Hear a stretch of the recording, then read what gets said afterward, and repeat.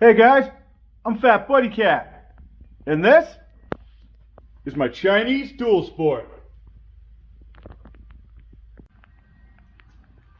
These dual sports come in many forms. This particular one identifies as a Tao Tbr7-D. This is a 2021 and it is the most recent offering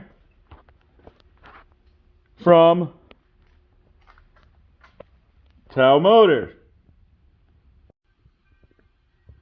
Since I'm completely new to this bike, and a few of you might not even know what it is, we'll cover a few things. The company has been around since 1985. Tao makes scooters, ATVs, dirt bikes, and now full-size dual sport motorcycles. This one classifies as a 250cc. In actuality, it's an air-cooled, single-cylinder, 229cc. Where it is that this is an older Honda clone. We like that.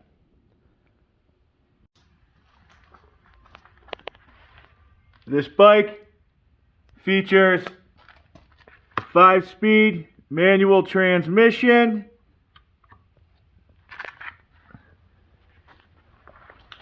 the clutch is right up here, just like any other motorcycle, accelerator, and a brake. Here's our speedo, a fuel gauge, and it even has the gear selector.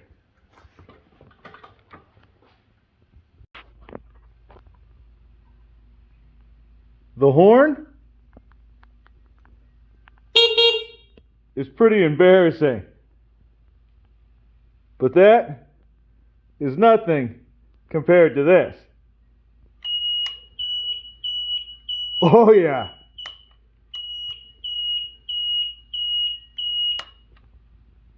It makes a turn signal noise every time you use them.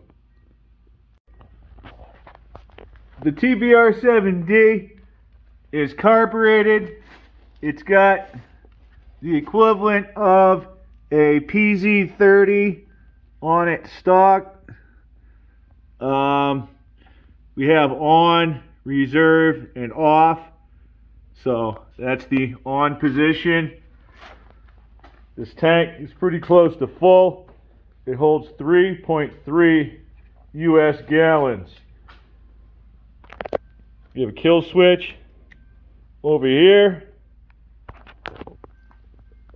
And a really nice feature is the handlebar mounted choke. Electric start.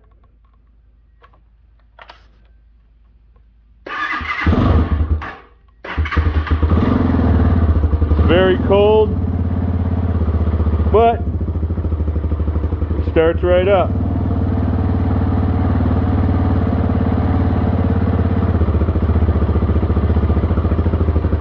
It's also very quiet.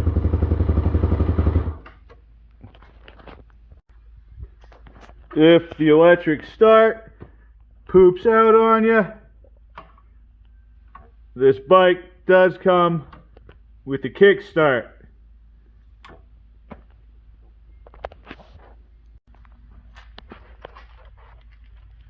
It's got a good size hydraulic disc in the front as well as the rear. Everything seems easy to access, so changing pads should be a breeze. True to form, this motorcycle has a taller front wheel than rear. It has a 19-inch front and a 17 out back.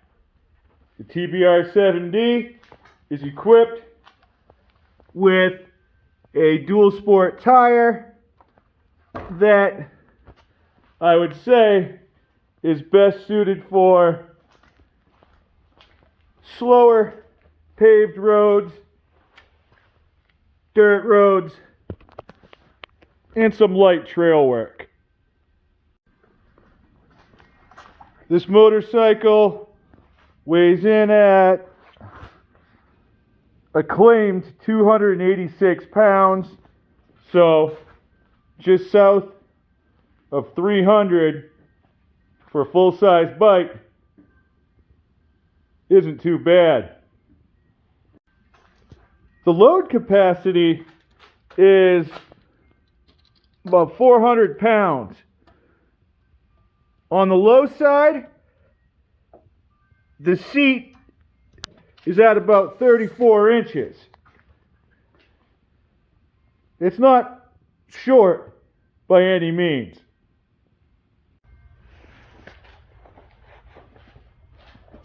I'm about 5'11", 240 pounds. This bike suits me very well. The ergonomics are just about perfect. The suspension, it's a little bit soft. For this particular bike, that's probably not a bad thing. For a man of my nature, that tells me that this motorcycle definitely has some limitations and that I should use caution and stay safely within them.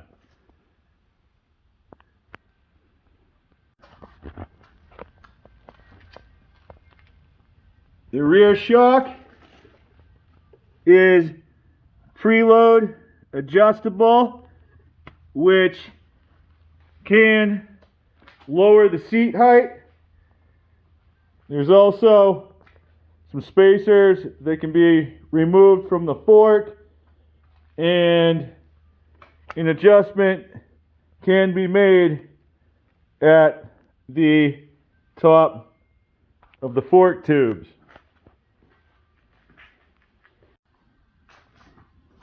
As far as I know,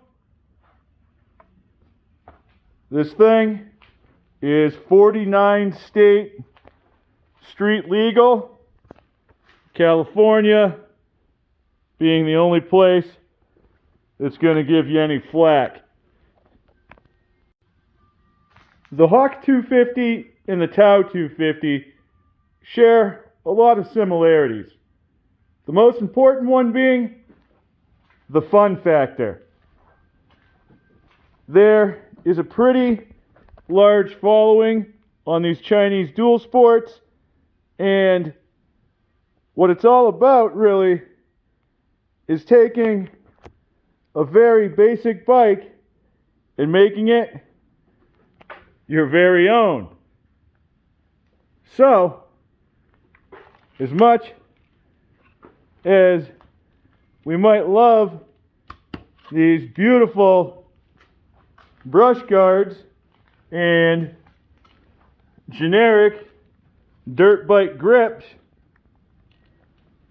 we're going to kick things off by getting rid of them and making a modification. It's the American way.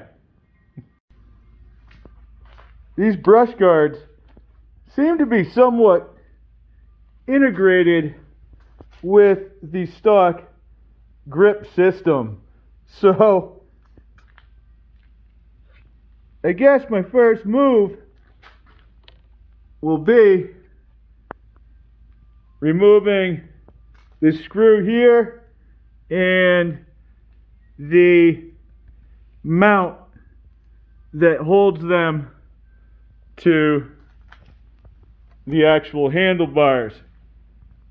This one, like I said, just seems to be attached to the end of the gripper.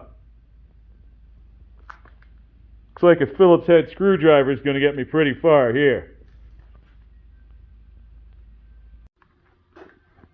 Well, for once, it actually got me all the way. All right. I'm going to grab that other one too.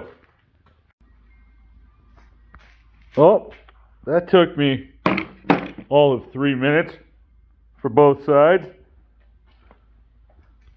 Since I'm going to be going after the grips next, we might as well start with the most difficult one. And that's going to be the throttle grip. Pretty sure it's just going to be a couple screws, probably Phillips. Yep. We'll loosen those up and I'll remove the throttle from the housing. Nothing to be scared of here. It's just like any other plastic twist throttle. It's a sleeve on the inside with a grip that slipped over the top. First thing, I'm going to have to get the grip off of the plastic section. Sometimes you can roll them back, other times you got to slice them off with a razor blade. This one just slipped off like hot butter. I'm actually kind of glad that I removed that now. With the grip off, I reinstall the throttle into the housing. I hooked it up, made sure everything works the way it's supposed to. The reason being, I'm going to install these sweet Pro Taper grips. And you know, I want to be able to see that logo. Now, I can start to slip my grip on and make sure that I have the orientation that I prefer. A little soapy water and some torque thunder go a long way to getting these on. It was actually pretty easy. That one shouldn't give me any resistance. This one actually gave me a lot of resistance. So much that I couldn't pry it off, pull it off, or really get an air chuck under it to do what I needed it to do. So I gave it the old slice of Reno and I rode it home, so it served its purpose. Before I install this grip, I can already see that I need to make an adjustment on my reveal so that it's snug on the end and we can maximize our handlebar. I'm going to loosen my controls up and move them inward, probably about 1/8 of an inch here and 1/4 inch on this one. Bring it up snug like they did over here. Super simple. There's just 2 Phillips screws holding this unit on and 2 8mm bolts for the clutch handle. Everything's loose right now. I'll push my grip all the way on, space it out accordingly, and tighten everything back up. This is already looking a whole lot better. But why stop there? If you're going to do the Pro Taper grips, you know you got to hit them with that Pro Taper crossbar pad. Pretty sure this thing just comes right off, and this being a genuine Pro Taper, it's going to have the Velcro sleeve and a really nice foam rubber hybrid base to go underneath. If you've never used one of these genuine Pro Taper ones, they look like they're seamless, but they're not. It's sort of a corkscrew design that they use, and it really comes together on the end. You can't even see it.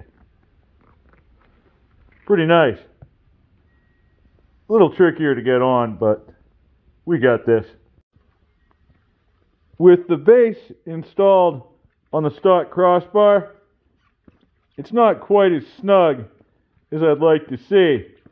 So we have to make a modification to the crossbar. Get this thing off of here. Go figure. First modification, we're already breaking out the duct tape. I just used a series of strips to wrap the handlebars where my pad is going to go. I'll just slide it over this. I made sure to stay away from the edges. That way, when this goes on, none of the red will be showing, and my ends will come together nice and tight. Wham bam bla jam. Now that's something I can live with. Not only are these grips a whole lot more comfortable, but we just upped the cool factor by at least 60%. Stay tuned, because eventually, you know we're going to make up for that extra 40. Next, we're going to cover an oil change.